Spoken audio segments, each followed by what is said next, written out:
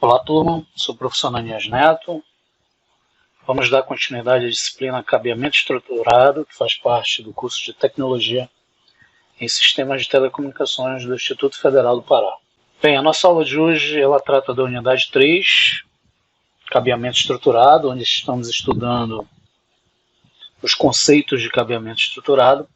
Então, essa unidade vamos estudar conceitos de instalação, entender sobre alguns requisitos de instalação, entender alguns conceitos sobre instalação elétrica, e numa próxima aula vamos estudar em si o sistema de cabeamento estruturado, seus componentes, a função de cada elemento no projeto de um cabeamento estruturado. Então a aula de hoje ela trata de uma aula introdutória da unidade 3, cabeamento estruturado. Vamos ver alguns conceitos sobre projeto, cabeamento estruturado, conceitos de instalações, alguns exemplos de instalações, conceitos de instalações elétricas, um exemplo de projeto de dimensão de seção nominal de um condutor, empregado em sistemas de cabeamento estruturado. Ok, gente, então, inicialmente, vamos entender que o cabeamento estruturado ele nada mais é que um projeto. Então, um projeto ele é um empreendimento temporário, geralmente realizado de forma progressiva para criar um produto ou um serviço final, um serviço único. E aí, se a gente for levar isso para a área de cabeamento estruturado, o cabeamento estruturado ele vai se basear num projeto. Então, ele é temporário, esse tempo ele pode variar de acordo com o projeto. E o intuito dele é ser realizado de forma progressiva. Então, ele vai ter um produto, né, e devemos chegar nesse produto final, esse serviço final ofertado aí dentro da área de cabeamento estruturado. Então o projeto ele é temporário, ele possui um início e um término bem definido, podem ser curtos, né, dependendo do projeto, então projetos realizados em curta duração, e também podem ser longos, projetos realizados em longas durações. Todo projeto ele possui um ciclo de vida. Então a gente vai entender agora o que é um ciclo de vida. Ok, então vamos lá. O ciclo de vida, a palavra ciclo de vida, ela pressupõe, né, a existência de uma série de atividades realizadas em ordem lógica. Então eu pontuei aqui 3 ordens específicas de um ciclo de vida. Então o ciclo de vida de um projeto ele vai ter o seu nascimento, crescimento, a maturação e o declínio, né, chegando no seu final, gerando o produto final aí do projeto. Então nós temos 3 níveis, 3 etapas basicamente. Então primeiro o nível de atividade, quantidade de pessoas, o custo, avaliação se esse custo vai ser baixo, se vai ser um custo mais elevado. Geralmente os custos no início de um projeto são mais baixos, né, no início, e depois eles vão sendo readaptados. No segundo passo de um ciclo de vida a gente tem a previsibilidade do projeto, tornar esse projeto previsível, né, realizar uma previsão em cima do projeto, que é uma atividade relativamente baixa no início, e ela vai crescendo com o desenrolar das atividades do projeto e o equacionamento dos riscos desse projeto. Então, você vai prevendo, né, você vai ter uma previsibilidade do que vai acontecer no projeto. Inicialmente, é uma previsibilidade baixa, e aí no decorrer da produção, desenvolvimento desse projeto, as atividades vão sendo equacionadas, modificadas e adaptadas ao projeto. Terceira etapa, a gente pode dizer que é o produto ou resultado final do projeto, que pode ser mudado de acordo com a necessidade daquele projeto, especificamente, se a gente for levar para o cabeamento estruturado, de acordo com o projeto que foi desenvolvido, né? Então, a terceira etapa é a etapa final, onde você gera o resultado final do projeto, que obviamente pode ser mudado mais facilmente desde o seu início. Então, esse é o chamado ciclo de vida, né? O ciclo de vida, você vai ter essa série de atividades, essas atividades vão sendo readaptadas de acordo com a necessidade, obviamente, do projeto. E levando em conta do cabeamento estruturado, você vai adaptando né, aos sistemas de cabeamento estruturado, aos conceitos, às normas, de acordo com do que se propõe o projeto de cabeamento estruturado.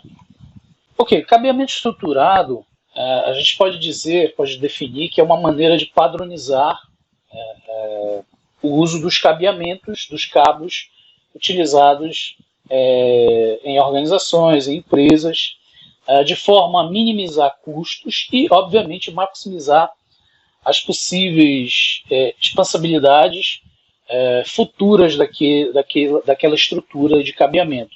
E, principalmente, melhorar o desempenho relacionado à rede de dados daquela empresa. Então, o cabeamento estruturado, ele vem de uma padronização, vem de normas, como a gente viu em aulas anteriores, procurando minimizar custos e, obviamente, aumentar aí o desempenho da rede, maximizando aí possíveis expansões da rede. Então, a rede ela é projetada para futuramente expandir, crescer, ou seja, ter um aumento, uma escalabilidade natural. E aí o cabeamento estruturado ele nos proporciona isso. Todo projeto de cabeamento estruturado ele está relacionado a uma aplicação, um serviço específico, e basicamente todas as sinalizações desses serviços específicos de rede estão relacionadas a dados, voz, geralmente a utilização de áudio, de telefonia e multimídia, utilizando som, vídeo, imagem. Então hoje a estrutura de cabeamento estruturado, o projeto, a infraestrutura, ela está diretamente ligada a todas essas sinalizações, aplicações, serviços, especificamente dados, voz, vídeo, recursos multimídias, que são adequados e podem ser transmitidos através do mesmo recurso de cabeamento, a mesma infraestrutura, utilizando aí, por exemplo, tomadas, conectores, painéis, equipamentos e tudo mais. Ok, essa imagem ela mostra a necessidade de você realizar o cabeamento estruturado. Então, a primeira coisa que a gente, olhando para essa imagem, percebe é uma desestruturação, uma desorganização. Então, o cabeamento estruturado ele veio para organizar, para padronizar, dentro de normas, uma melhor padronização dos recursos de rede, melhorando o desempenho da rede. Então essa imagem ela mostra a desestruturação, que é algo que nenhuma empresa ou organização quer. Então ela foge disso aí. Então qual é a melhor escolha? A melhor escolha, obviamente, é você fazer a padronização, é cabear dentro de uma estrutura, de uma infraestrutura chamada de cabeamento estruturado. Nessa imagem a gente já vê a aplicação do cabeamento estruturado. Seria melhor, obviamente, utilizar essa estrutura. Então você vai ver que essa estrutura ela está baseada em normas, em padronizações para melhorar o desempenho da rede, proporcionar aí uma melhor organização da infraestrutura da rede, recursos da rede. Lembrem-se que a rede ela precisa de um núcleo principal e geralmente esse núcleo principal ele passa pelo sistema de transmissão, canal de comunicação, que são as mídias. E aí o cabeamento metálico, cabeamento de fibra óptica, ela vai fazer parte disso aí. Então, obviamente, essa imagem ela mostra o que se pretende chegar com o uso do cabeamento estruturado, uma organização, uma padronização dentro das normas específicas que existem no mercado relacionadas a cabeamento estruturado. Ok, todos os componentes de um sistema de cabeamento estruturado eles devem atender rigorosos padrões, rigorosas normas que existem aí no mercado. Então, algumas normas a gente já citou aqui em algumas aulas, mas existe o padrão TIAEA 586A, padrão ISO IEC 11801, há normas brasileiras, a NBR 5410, a norma NBR 14565, ou seja, são normas específicas voltadas a um sistema de cabeamento estruturado, no qual estamos estudando na disciplina. Então, essas normas elas ajudam a padronizar, a chegar no objetivo específico de um cabeamento estruturado, que é a padronização, para tornar aí aquele custo mínimo e maximizar, por exemplo, as possíveis expansões da rede de forma organizada, dentro de desempenho exigido pelas redes, de acordo com a necessidade das aplicações, do uso dos dados, da voz, dos recursos multimídias, como som, junto com vídeo, imagem. Então, essas normas elas proporcionam, determinar, por exemplo, o uso desses cabos, o uso dos conectores, o ambiente em si, as áreas que vão ser utilizadas, os requisitos, equipamentos. Então, eles devem estar dentro da conformidade dos requisitos rígidos das normas. Ok, um sistema de cabeamento estruturado ele vai oferecer os seguintes benefícios. Então, elimina a segmentação da rede. Bem, a segmentação ela é uma extensão da minha rede. Então, quando eu tenho, por exemplo, um cabo par trançado que tem um limite de distância, por exemplo, de 100 metros, e esses 100 metros atinge esse limite específico, a gente diz que a rede precisa ser segmentada, ou seja, você vai criar mais um segmento de rede com mais 100 metros, e se necessitar de mais segmento, você vai criando essa segmentação. A segmentação ela não é legal para a rede, ela não é essencial para uma rede, pelo contrário, ela traz uma série de problemas. Então, quando você segmenta a rede, você atrasa dados transmitidos dentro de uma rede, porque você vai converter um dado de um segmento para um outro, e isso vai atrasar o conjunto de dados transmitidos dentro da rede e vai impactar, obviamente, no desempenho da rede. Então, através do cabeamento estruturado, a gente vai ver que, seguindo as normas de um sistema de cabeamento estruturado, você vai eliminar segmentações. Então, sistemas que utilizavam muitas segmentações agora não vão usar mais. Um outro benefício é que o sistema de cabeamento estruturado ele assegura que os requisitos físicos e lógicos para a comunicação e o cabeamento sejam atendidos. Então, requisitos físicos do uso do cabeamento, requisitos da lógica de funcionamento daquele cabeamento, dentro de normas, vão fazer com que aquele sistema de cabeamento estruturado funcione bem, sejam bem atendidos. Um outro benefício é a simplificação das movimentações, acréscimos, modificações da estrutura da rede.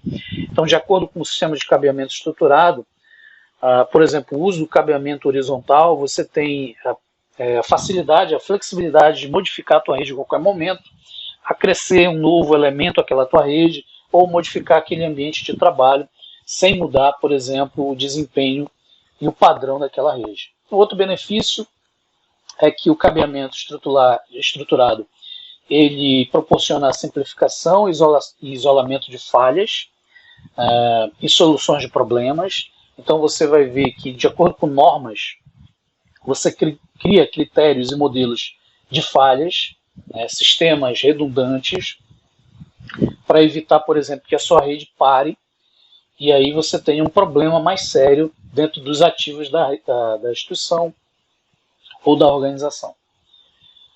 O outro benefício que o sistema de cabeamento estruturado nos proporciona é a facilidade no gerenciamento e monitoramento da rede como um todo.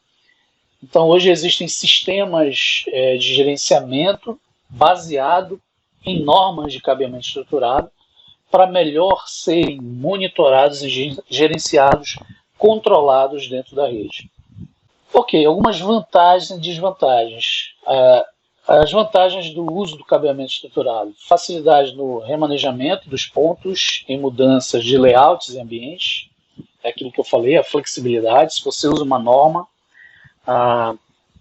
se você atende aquele padrão daquela norma, a norma vai facilitar o remanejo dos equipamentos, dispositivos, elementos ativos da rede, facilitando a mudança no layout.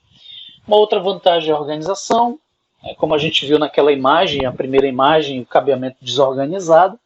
E na segunda imagem, quando você aplica a padronização do cabeamento estruturado, você tem aí uma rede organizada, né? Os componentes, os elementos envolvidos estão organizados. Dentro do cabeamento estruturado, você tem uma fácil identificação dos equipamentos, dos cabos, das terminações, dos conectores, ao contrário de sistemas que não são normalizados, padronizados. Como vocês viram na imagem, você tem dificuldade de identificar equipamentos, cabos, conectores, dispositivos, enfim. O cabeamento estruturado ele nos proporciona uma fácil manutenção. Então vocês vão ver que existem estruturas dentro das normas que possibilitam, facilitam a manutenção da rede como um todo. Uma outra vantagem é, aplicando-se o cabeamento estruturado, as normas, as padronizações, você consegue reduzir custos, principalmente relacionado à manutenção, que ainda é considerado um custo alto. E uma outra vantagem é a questão da normalização, dos padrões que existem. Isso é uma vantagem porque você torna o sistema único, padronizado para todos. Então, fabricantes de diferentes equipamentos, eles têm que padronizar, eles têm que normalizar de acordo com as regras e os padrões que são pré-determinados. Bem, e como desvantagem, a gente pode dizer que o custo de implantação hoje do cabeamento estruturado ainda é considerado alto.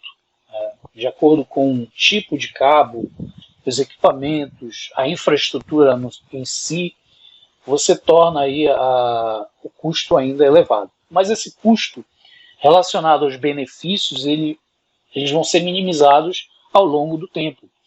Então é importante se investir, obviamente, em cabeamento estruturado, porque esse custo no início é alto, mas depois, de acordo com os benefícios que o cabeamento estruturado te proporciona, esse custo vai diminuir. Ok, vamos ver agora alguns conceitos de instalação.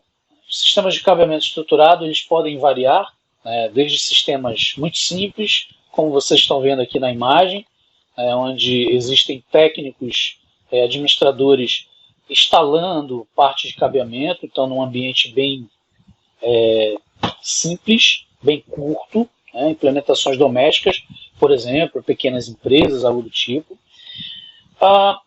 até sistemas mais complexos, como por exemplo, vocês estão vendo aqui um data center, um supercomputador, onde você vai ter um sistema de cabeamento estruturado mais complexo, mais trabalhado.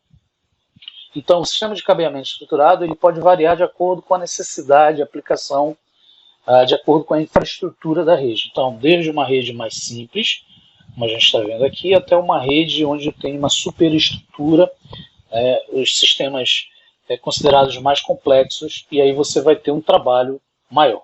Bem, dentro do conceito de instalação de cabeamento estruturado, nós temos os chamados esquemas de ligação. O que é um esquema de ligação? É o ponto mais importante do cabeamento estruturado. Ele vai interligar geralmente pontos específicos, vão ser determinados pela passagem de cabos desde a parte central do cabeamento estruturado até a chegada nas tomadas, nos pontos lógicos. Então imagina que aqui eu tenho uma imagem onde eu tenho um ponto central que distribui uma série de cabos até os pontos lógicos. Então esse é o chamado esquema de ligação. Dentro do cabeamento estruturado, a norma exige que você tente colocar esse elemento principal de forma centralizada para melhor distribuir os cabos até chegar nos pontos lógicos. Então as normas elas determinam isso. Aqui nós temos um exemplo de piso aparente, piso removível, onde facilita a manutenção. Então você pode tirar módulos do piso e adicionar depois esses módulos do piso, fazendo uma melhor manutenção no cabeamento. E percebam a organização, onde os cabos estão passando dentro de uma rígida organização, através de eletrocalhas, chegando até seu ponto lógico. Então esse é o chamado esquema de ligação. Dentro do esquema de ligação, geralmente seleciona-se uma localização, como eu falei, no ponto central da comunicação, onde você vai ter um equipamento comutador, como um switch de comunicação, como vocês estão vendo aqui. Então ele é um derivador Ele vai centralizar todos os cabos, e esses cabos vão ser passados, né, desse ponto central até o ponto lógico. Então, preferencialmente, tem que ser um ponto centralizado, né, um local onde a passagem dos cabos, desde esse concentrador, desde o switch para outro switch ou para um ponto lógico, seja fácil.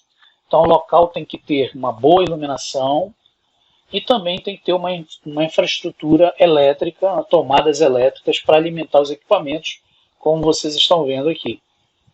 Então, essa imagem mostra um ponto centralizado, onde você tem patch panels, switches, que concentram o cabeamento, distribuindo esse cabeamento aos pontos lógicos específicos da rede. Dentro do esquema de ligação, obviamente que a distribuição desse cabeamento deve chegar num ponto final. Então, esse ponto final geralmente são as tomadas, os pontos lógicos.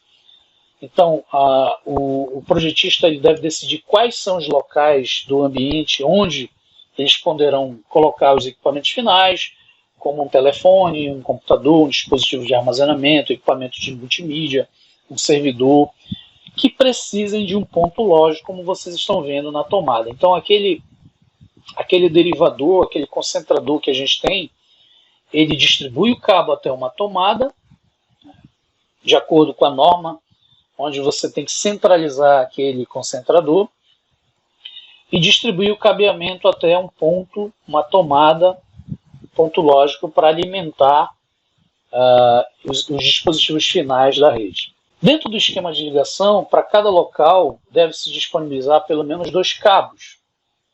Então, isso está dentro da norma. Então, a norma ela especifica que nunca se deve colocar menos de 2 cabos lógicos.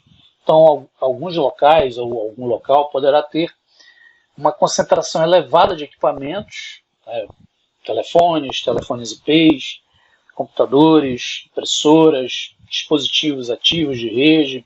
Então, deve-se ter mais, pelo menos 2 ou mais cabos lógicos disponibilizados para aquela área, para aquele recurso, para aquele ambiente. Dentro do esquema de ligação também tem a questão dos equipamentos. Geralmente esses equipamentos eles ficam disponibilizados num armário de telecomunicações, onde devem conter um número de cabos que precisa escolher um ou mais equipamentos de derivação, com um patch panel, que tenha mais algumas tomadas do que aquelas que vai precisar. Então, geralmente se disponibiliza, por questão do que a gente comentou lá no início, evitar possíveis falhas, você disponibiliza tomadas com um número mais elevado do que se precisa. Então, é aquele conceito que a gente falou lá no início, evitar possíveis falhas. Então, se uma porta dessa falha, como vocês estão vendo isoladas aqui, eu tenho outras portas disponíveis. Então, se precisar de portas de reserva, você tem que ter disponível. Então, quando você projeta um esquema de ligação, você tem que pensar nessa quantidade de portas reservas, né? Garantindo aí o que a gente chama de tolerância a falhas. Então, por exemplo, se uma empresa você precisa distribuir 24 pontos lógicos, obviamente você não vai fechar 24 pontos lógicos no teu esquema de ligação. Você geralmente aumenta esse número pensando nas portas de reservas. Então, você pode criar 32, 40, 64. Isso vai depender do recurso do projeto de cabeamento estruturado de acordo com a norma. Então, o importante é sempre disponibilizar portas de reservas, né?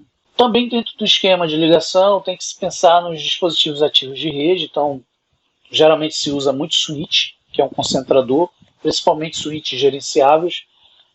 Esses equipamentos têm que ter portas suficientes para ligar todos os equipamentos que precisam ser concentrados dentro da rede, como roteadores, até mesmo outros switches, e computadores, equipamentos que vão ser interligados na estrutura do esquema de ligação.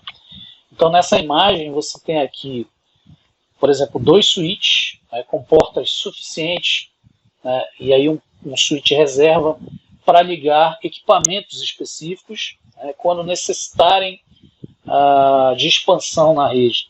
Então se deve pensar nisso, né, ou seja, selecionar um equipamento computador com portas suficientes para interligar todos os equipamentos.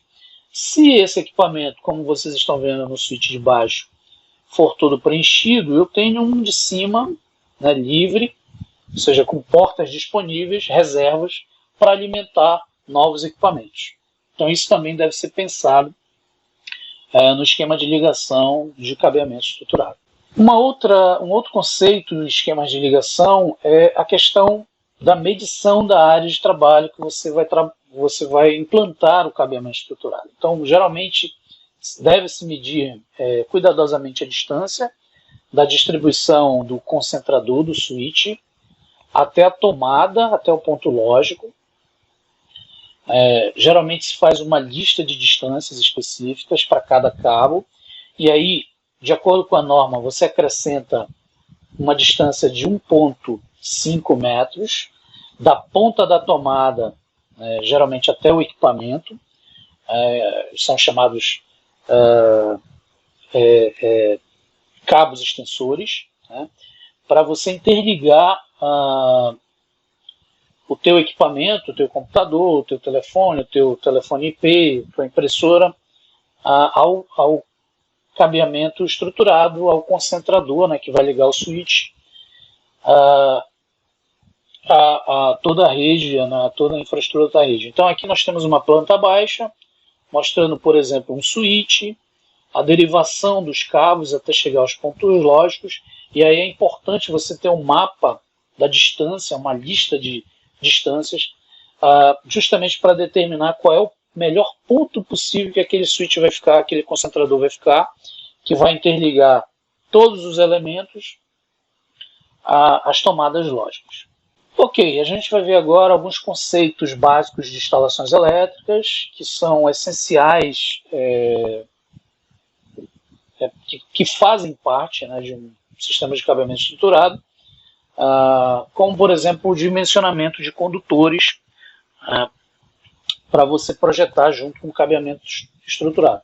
A gente pode dizer que um dos aspectos mais importantes nas instalações de cabeamento de uma rede local ou uma rede de médio porte, sem dúvida, vai ser a verificação do recurso de instalações elétricas. Então, o ambiente, ele obviamente vai receber uma energização através de cabos elétricos, e esse aspecto ele é de fundamental importância. Por exemplo, fases invertidas, subdimensionamento de condutores, diferença na referência da voltagem, diferença de potencial, eles podem não ser interessantes para aquele projeto, né? Eles podem provocar mau funcionamento dos recursos, porque eles foram mal projetados, principalmente a questão do subdimensionamento de condutores, e aí possivelmente danificar equipamentos ativos, placas de redes, equipamentos que geralmente são caros. Então esse tipo de mau uso da instalação pode proporcionar isso. Existem estudos que apontam que 60% dos problemas verificados em redes cabeadas são oriundas da instalação elétrica, geralmente projetadas de forma inadequada, e aí obviamente isso vai impactar no cabeamento estruturado. O cabeamento estruturado ele vai ser projetado de forma equivocada, e isso pode ocasionar uma série de problemas. Ok, então dentro desse conceito de instalações elétricas, nós temos as chamadas seções mínimas dos condutores. Então, o que é uma seção mínima de condutor? A seção mínima de um condutor ela vai estabelecer uma área mínima onde os condutores vão trabalhar os circuitos de força, os circuitos elétricos. A norma determina que a seção mínima dos condutores ela tem que ser de 1,5 milímetros quadrados. Então, na imagem, vocês estão vendo aí um condutor, onde ele tem vários... Você tem um dispositivo onde você tem vários condutores, né, onde ele tem que ter um diâmetro específico. Esse diâmetro interno, como a gente está vendo aqui na imagem, ele não deve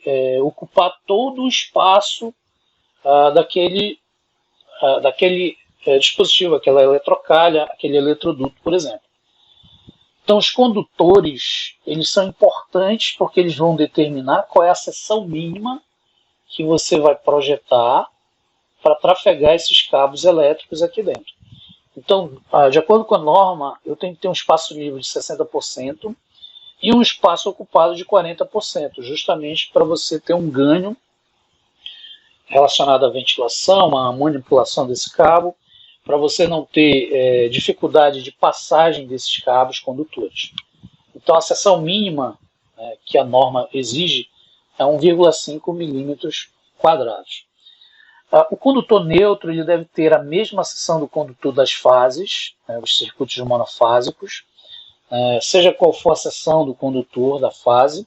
Nos circuitos polifásicos, quando a seção dos condutores de fase for igual ou inferior a 16 milímetros quadrados, utilizando cabo de cobre. Então isso também está dentro da norma. Então o condutor neutro, ele sempre deve ter a mesma seção dos condutores de fase, principalmente os monofásicos, né? Seja qual for a seção desse condutor, e os circuitos polifásicos, né, quando a seção dos condutores de fase for igual ou superior a 16 milímetros quadrados, de cabo de cobre. Bem, há prescrições para instalação. Geralmente, fixar as prescrições gerais para instalação e montagem, utilizando dispositivos específicos, como eletrodutos, como vocês estão vendo aqui, ou eletrocalhas, né? Então, cabos isolados sem cobertura devem ser instalados dentro de eletrodutos, molduras, rodapés, em calhas abertas, como vocês estão vendo aqui, ou em calhas fechadas. Tá? Nas instalações abertas, existe a fixação direta ou em bandeja, prateleira, suporte, como vocês estão vendo na imagem, né? Os cabos estão fixados diretamente. E aí só é admissível a utilização de cabos isolados com cobertura. Então aqui na imagem nós temos eletrodutos e eletrocalhas dentro de acordo com a norma. Percebam que existe, por exemplo, no eletroduto, o espaço respeitado pela norma e, obviamente, o uso da passagem dos condutores. Então eu sempre tenho que pensar naquele espaço livre de 60%, e o espaço ocupado de 40%. E aqui na eletrocalha, geralmente você tem um ambiente aberto, onde ele deve passar próximo de equipamentos ativos de rede.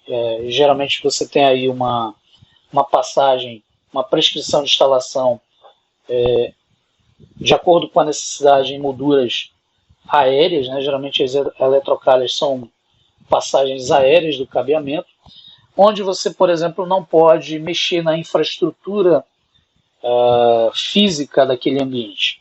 Ok, o mais importante que a gente precisa entender é os conceitos de instalações elétricas de acordo com a norma.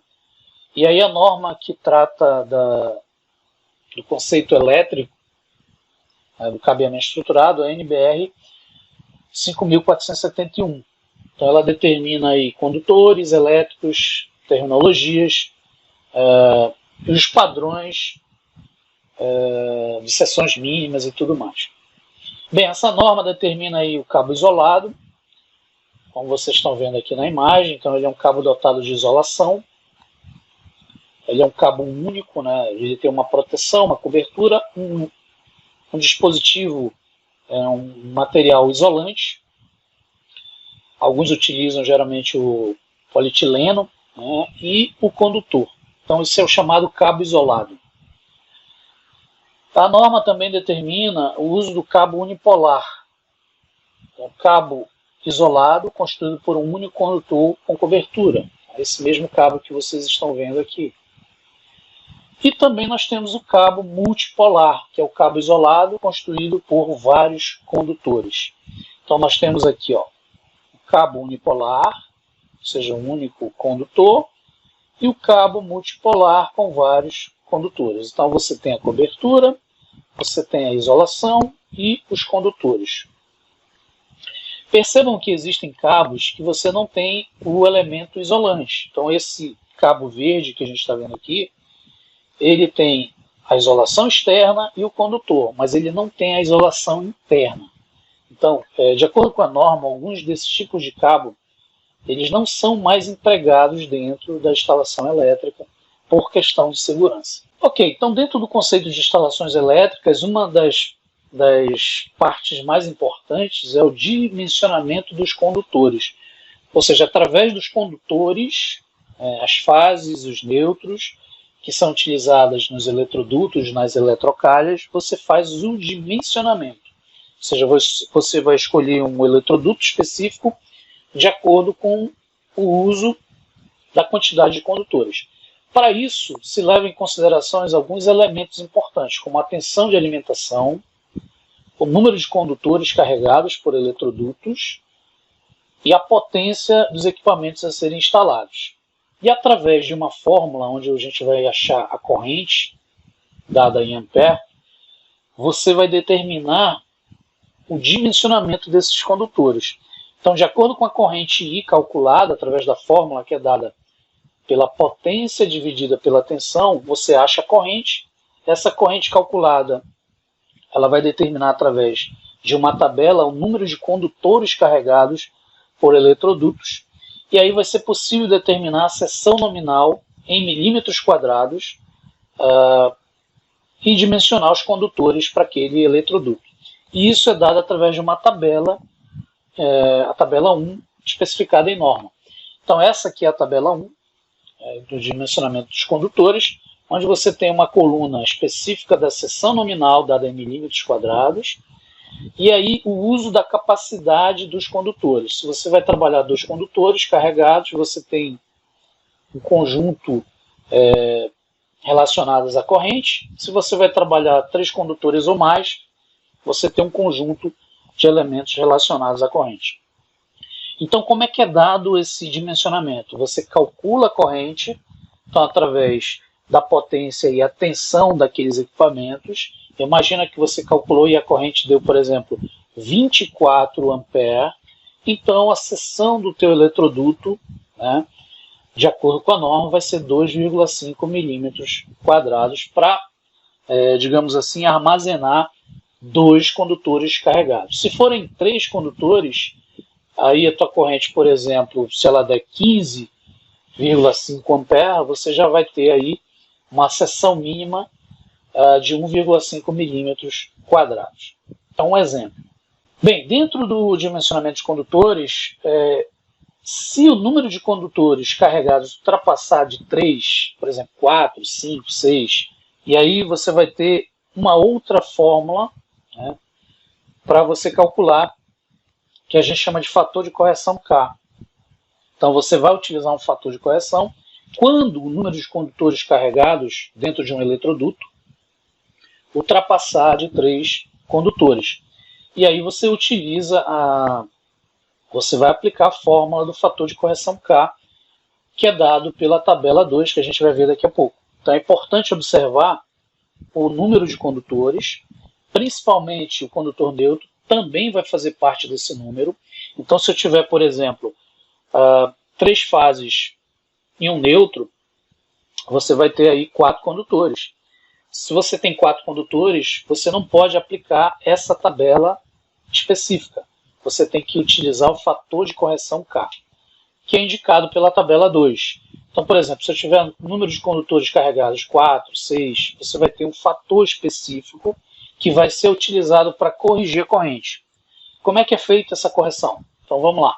Encontrado o fator de correção K, você aplica na fórmula da chamada corrente fictícia, chamada IB', onde você vai dividir a corrente nominal dividida pelo fator K. Então, encontrado o fator de correção, você pode calcular a corrente fictícia, considerando aí para o efeito de dimensionamento de 4 condutores ou mais através dessa fórmula, onde o IB' é igual à corrente dividida pelo fator K. Encontrado o valor do IB', ou seja, a corrente fictícia, a seção nominal daquele eletroduto ele vai ser encontrado na tabela 1, na coluna referente a 2 condutores. Ok, para ficar mais claro, vamos ver um exemplo de dimensionamento de condutores. Então, nesse exemplo, a gente vai aplicar o uso daquelas duas tabelas, especificamente também o uso do fator de correção. Então esse exemplo ele diz o seguinte: um determinado cliente possui uma sala onde encontram os seus seguintes equipamentos. Então você tem lá 8 microcomputadores. No total, esses 8 microcomputadores consomem 1.200 watts. 8 monitores de vídeo consumindo 500 watts. E 4 impressoras, essas 4 no total consumindo 600 watts. Sabe-se que a rede possui 4 condutores. Então o problema ele já está nos dizendo que ele precisa de 4 condutores. Digamos que sejam 3 fases e um neutro. Carregados por eletrodutos com tensão de 115 volts. A questão é determinar se a instalação do cliente está bem dimensionada quanto à seção dos condutores, ou seja, determinar qual é a seção nominal em milímetros quadrados. Então o problema ele nos exige analisar se, de acordo com essa carga total que o cliente tem na sua sala e de acordo com a sua tensão, se está de acordo com o dimensionamento para 4 condutores. Ou seja, qual é a seção nominal que ele deve usar aí. Então vamos resolver esse problema utilizando as nossas tabelas que vimos aí no exemplo de acordo com a norma. Ok, gente, então nesse momento eu vou mostrar o exemplo aqui para vocês. A gente vai fazer o cálculo aqui. O problema ele nos diz que o cliente na sua rede precisa de 4 condutores. Então eu vou botar aqui para a gente relembrar. A tensão utilizada é de 115 volts. E aí nós temos a carga, né, a potência consumida. Nós temos lá 8 computadores. Esses 8 computadores, no total, eles consomem 1.200 watts. Nós temos 8 monitores. No total, esses 8 monitores consomem aí 500 watts, como foi dado no problema. E 4 impressoras. No total, 600 watts.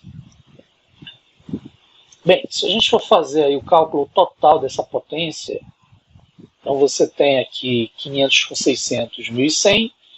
1.100 com 1.200, você tem 2.300 watts. Então a potência total de consumo é 2.300 watts. Bem, de acordo com esses dados, de acordo com a tensão e de acordo com a potência, nós podemos calcular a corrente, então dada pela fórmula, né, que a gente viu agora há pouco. Então a nossa corrente ela vai ser igual a potência dividido pela tensão. Então você vai pegar 2.300 watts dividido por 115. Opa, 115. Bem, essa divisão ela nos vai dar um valor aproximado de 20 ampere. Tá? Esse valor, se a gente for consultar a tabela 1, ela não vai estar de acordo com o projeto de dimensionamento dos condutores. Por quê? Porque nesse exemplo, o problema pede que se use 4 condutores. Então, se você usa 4 condutores, você tem que consultar a tabela 2. Lembrem-se do fator K. Então, geralmente, para 4 ou mais condutores, você consulta a tabela. Vou botar aqui tabela 2. Então, voltando aqui na tabela 2, para 4 condutores, o nosso fator K é 0,80.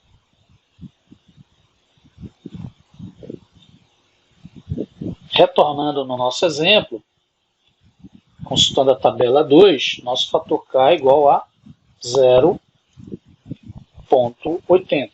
E aí a norma diz que você deve corrigir essa corrente. Então, através de uma corrente fictícia IB, linha, você vai calcular essa nova corrente através da fórmula que diz que você vai pegar a corrente e dividir pelo fator de correção K. Então, no nosso exemplo, a nossa corrente deu 20, dividido pelo valor que achamos lá na tabela, 0,80, 0,80, e aí essa divisão a gente vai encontrar 25 amperes. A partir desse valor eu volto, ou seja, eu vou lá na tabela 1, eu vou consultar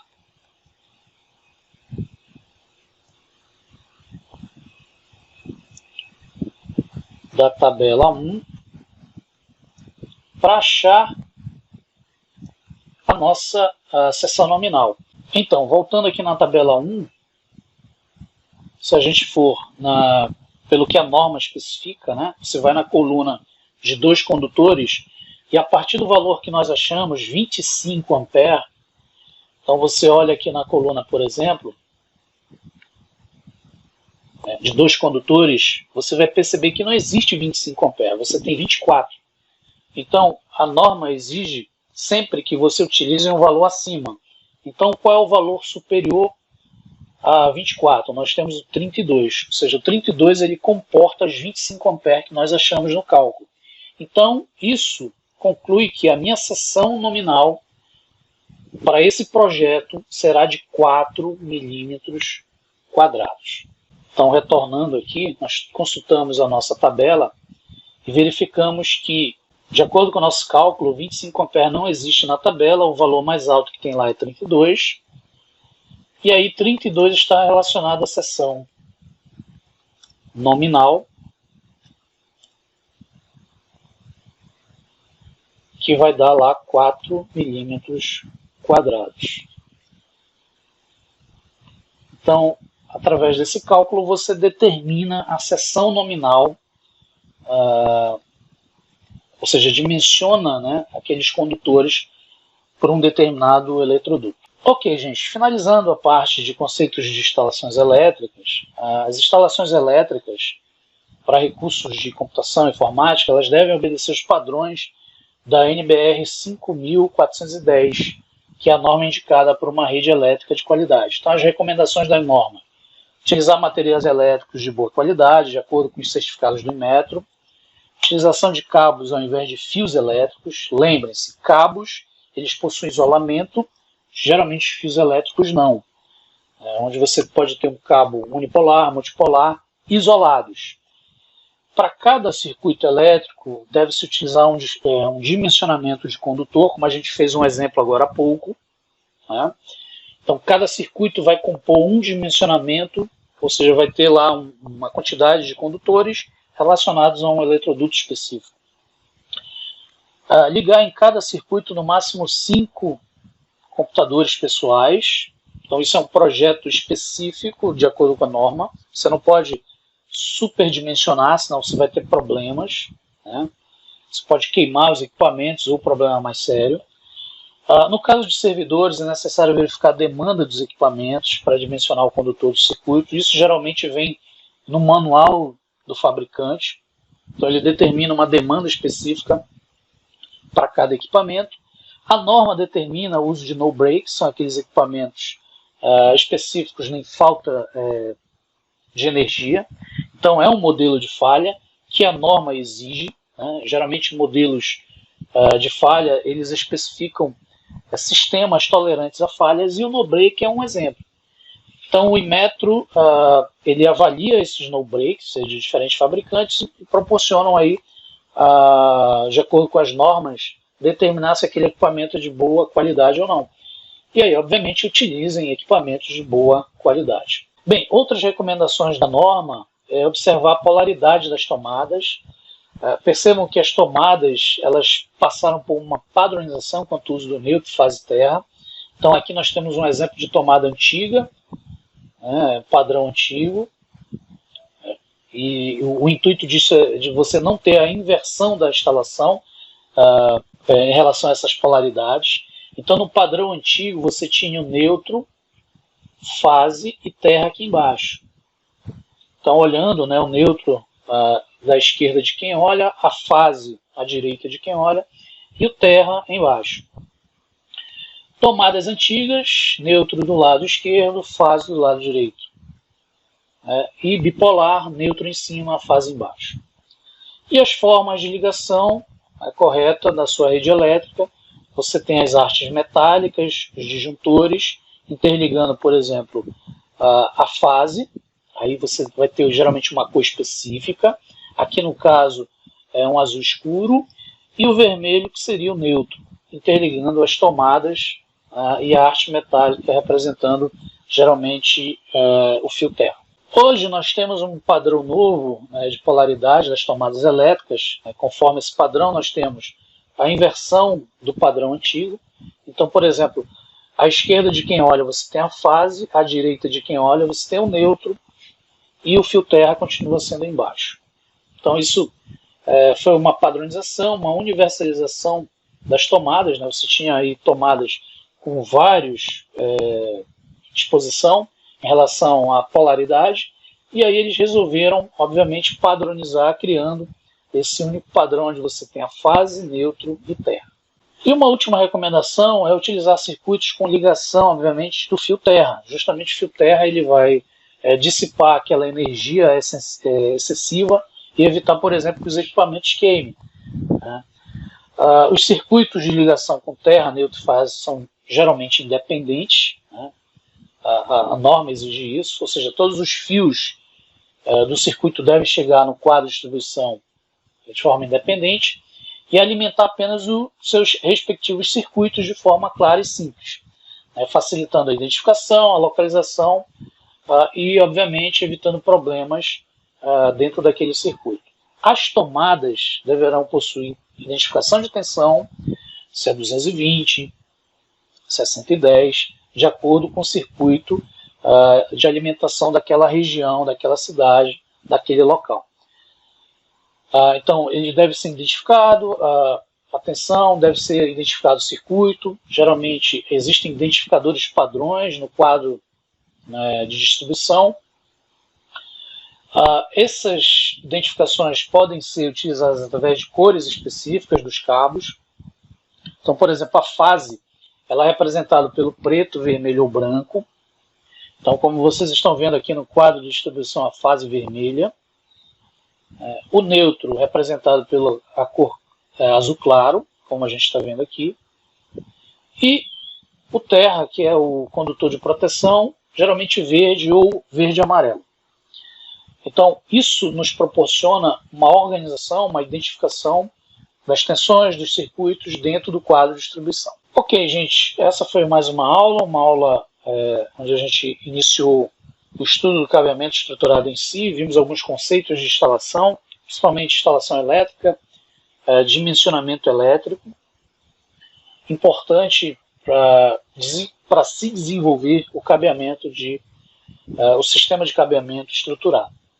Numa aula posterior, vamos tratar em si do cabeamento estruturado, então vamos falar dos subsistemas de cabeamento estruturado para entendermos o projeto de um cabeamento estruturado. Então agradeço mais uma vez a participação de todos e até uma próxima aula.